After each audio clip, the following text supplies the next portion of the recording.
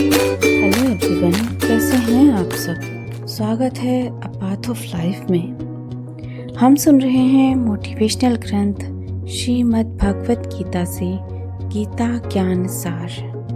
भगवान कृष्ण की दिव्य शक्तियों और विशेषताओं को हमने जाना विभूति योग में। अब श्री कृष्ण के दिव्य असीम और विराट रूप के दर्शन करते हैं विश्व रूप दर्शन योग में, जिसे सुनकर स्वयं अर्जुन की भक्ति और श्रद्धा और भी दृढ़ हो गए। इसमें श्री कृष्ण अर्जुन को दिव्य दृष्टि प्रदान करते हैं, जिससे अर्जुन को भगवान के विराट रूप के दर्शन होते हैं। इस विराट रूप के अनगणित मुख, हाथ, नेत्र और आकाश व्यापी तेजस्वी देह है। इस रूप में ब्रह्मांड के सभी तत्व समाहित हैं। इस रूप में सभी देवता, ऋषि, लोक और संपूर्ण ब्रह्मांड समाहित हैं। इस रूप में अर्जुन देखते हैं कि श्री कृष्ण ही संहार करता है। इस विराट रूप को देखकर अर्जुन पहले तो विस्मित और फिर भयभीत हो जाते हैं। वे भगवान कृष्ण से प्रार्थना करते हैं कि वे पुनः अपने साकार सौम्य रूप में आ जाएं।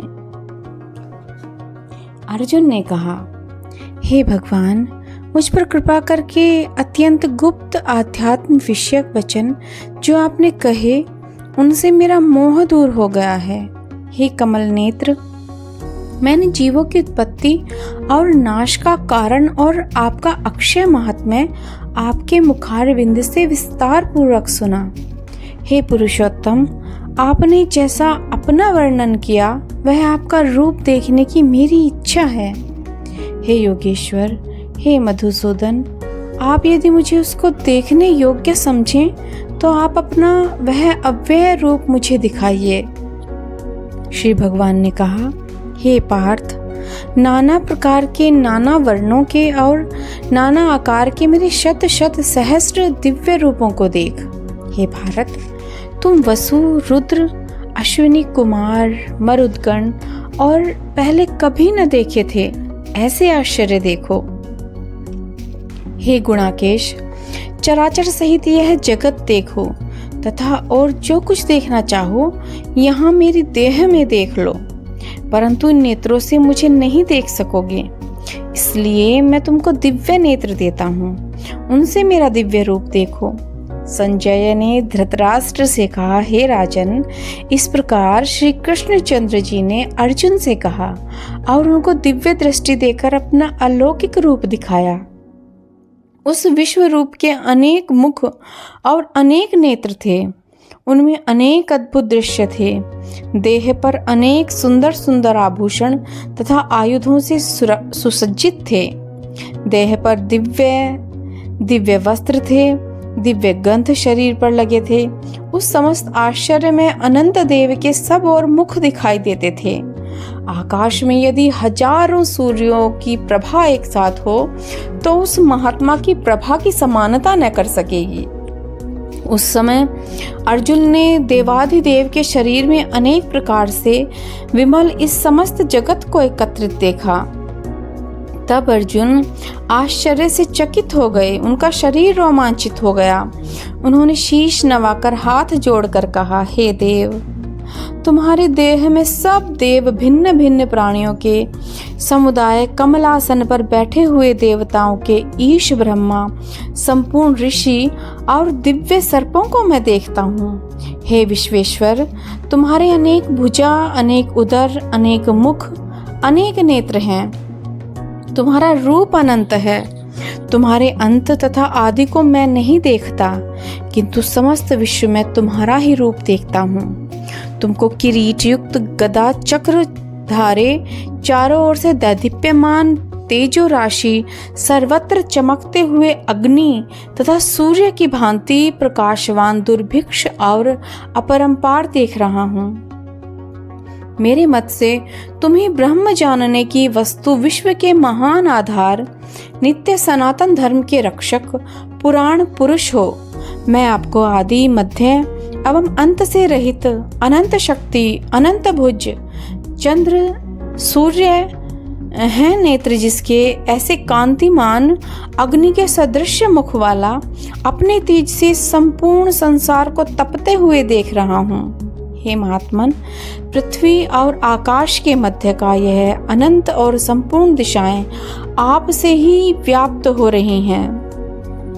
आपका यह अद्भुत और उग्र रूप देख तीनों लोक व्यथित हो रहे हैं। यह देखो, देवताओं के समूह तुम्हारी शरण आ रहे हैं। उनमें कितने ही भयभीत होकर हाथ जोड़कर आपकी प्रार्थना कर रहे हैं। महर्षियों और सिद्धों का समूह स्वास्ति कहकर नाना प्रकार से आपकी प्रशंसा कर रहा है। रुद्र, वसु, आदित्य, साध्य, विश्वदेव, अश्विनी, मारुत, पितर, गंधर्व, यक्ष, असुर, सिद्ध इनके संग विस्मित होकर आपकी ओर टकटकी लगाकर देख रहे हैं। हे महाबाहो, अनेक नेत्र, अनेक बाहु, अनेक जांघ, अनेक पेट, कराल दंत युक्त आपका यह विशाल रूप देख सब अत्यंत भयभीत हो रहे हैं और मैं भी घबरा रहा हूँ। आकाश तक पहुँचे हुए आपके प्रकाशमान अनेक वर्षों से फैलाए हुए मुख के जलने वाले विशाल नेत्र युक्त तुमको देखकर हे विष्णु, मेरा जी घबरा रहा है। मुझसे धैर्य धरा नहीं जाता और चित्त स्थिर नहीं होता। हे देवेश, हे जगन निवास, इन भयंकर दाढ़ों वाले कालाग्नि के सदृश आपके मुखों को देखकर मुझे दिशा नहीं सूझती, मैं शांति नहीं पाता, अतएव मुझ पर दया करो। धृतराष्ट्र के दुर्योधन आदि पुत्र उनके अपने साथ अनेक राजाओं सहित और भीष्म, द्रोण और कर्ण तथा हमारी ओर से मुख्य मुख्य योद्धा बड़ी बड़ी दाढ़ों से युक्त विकराल आपके मुख में शीघ्रता से प्रवेश कर रहे हैं और उनमें कितने लोग आपके दांतों में दबकर ऐसे दिखाई देते हैं मानो उनका शरीर चूर्ण हो गया है। जैसे नदियों की अनेक जलधाराएं जब समुद्र की ओर बहती हैं, वैसे ही मनुष्य लोक के वीर आपके प्रज्वलित मुखों में प्रवेश कर रहे हैं। अग्नि में पतंगे जैसे गिरते यह सब लोग भी अपने नाश के लिए आपके मुख में बड़ी तेजी से प्रवेश कर रहे हैं। हे विष्णु, जलते हुए मुखों के चारों ओर से सब वीरों को निगलकर आप जीभ चाट रहे हैं। आपकी तीक्ष्ण प्रभाएं समस्त संसार को तेज से व्याप्त कर तृप्त कर रही हैं। यह भयानक रूपधारी कौन है, यह मुझसे कहो। हे देववर, आपको नमस्कार है, मुझ पर आप प्रसन्न हो। हे जगतकर्ता आदि पुरुष, आपको जानने की मैं इच्छा रखता हूँ, क्योंकि आपकी यह प्रवृत्ति मेरी समझ में नहीं आती। श्री भगवान बोले, संसार का नाश करने वाला मैं उग्रकाल हूँ, समस्त जनों का संहार करने के लिए आया हूँ। तुम्हारे युद्ध न करने पर भी ये वीर जीवित न रह सकेंगे, अतएव तुम उठो, शत्रुओं का संहार कर यश को लेकर इस समृद्धिशाली राज्य का भोग करो। हे सव्यसाचिन, उनको मैंने पहले ही मार रखा है, तुम केवल निमित्त हो जाओ। मेरे मारे हुए द्रोण, भीष्म, जयद्रथ, कर्ण और अन्य योद्धाओं को मारो, घबराओ मत, युद्ध करो, तुम संग्राम में शत्रुओं को जीतोगे। संजय ने कहा। इस प्रकार श्री कृष्ण जी के वचन सुन मुकुटधारी अर्जुन हाथ जोड़कर कंपित और भयभीत हुए साष्टांग प्रणाम कर नम्रता पूर्वक बोले, हे ऋषिकेश, आपके गुणगान करने से सब संसार प्रसन्न और प्रेममग्न हो रहा है। राक्षस डरकर दिशाओं की ओर भागते हैं और सिद्ध पुरुष आपको नमस्कार करते हैं। सो ठीक है, हे महात्मन, हे अनंत, हे देवादिदेव, हे जगन निवास, आप ब्रह्मा से भी श्रेष्ठ हो, आपको देवता क्यों न नमस्कार करें। व्यक्त भी आप हो और अव्यक्त भी आप हो, तथा इन दोनों से परे अक्षर भी आप हो। हे अनंत रूप, आप आदिदेव हो, विश्व के परम आधार हो, ज्ञाता और ज्ञेय हो, श्रेष्ठ स्थान आप हो, विश्व का विस्तार करने वाले आप हो। आप वायु, यम, अग्नि, वरुण, चंद्र, ब्रह्मा और ब्रह्मा जी के भी पिता हो। आपको नमस्कार है और फिर भी बार बार आप ही को नमस्कार है। हे सर्वस्वरूप, आप अनंत वीर्यवान तथा अतुल पराक्रमी हो। आप जगत में व्याप्त हो, इसलिए स्वरूप हो। तुम्हारी महिमा को न जानकर मैंने तुमको अपना मित्र मानकर हे कृष्ण, हे सखा, ऐसा जो तिरस्कार से कहा, सो प्रमाद से अथवा स्नेह से, हे अच्युत विश्व रूप, तुमसे इन बोलों की क्षमा मांगता हूँ जो कि परिहास से विहार, सोने बैठने और भोजन के समय अकेले अथवा मित्रों के मध्य में तुम्हारा अपमान किया है। तुम इस स्थावर जंगम रूप लोक के पिता, पूज्य और महान गुरु हो। त्रिलोकी में भी तुम्हारे समान कोई नहीं है। तुमसे अधिक अतुल प्रभाव कहाँ से होगा। इसलिए हे ईश, तुमको सिर झुकाकर प्रणाम करके यही प्रार्थना करता हूँ कि मुझ पर कृपा करो। हे देव, जैसे पिता पुत्र के, मित्र मित्र के और प्रिय प्रिया के अपराधों को क्षमा करता है, वैसे ही तुम मेरे अपराध को क्षमा करो। हे देव, जो पहले कभी नहीं देखा, ऐसा आपका रूप देखकर प्रसन्न हूँ और भय से मेरा मन व्याकुल है।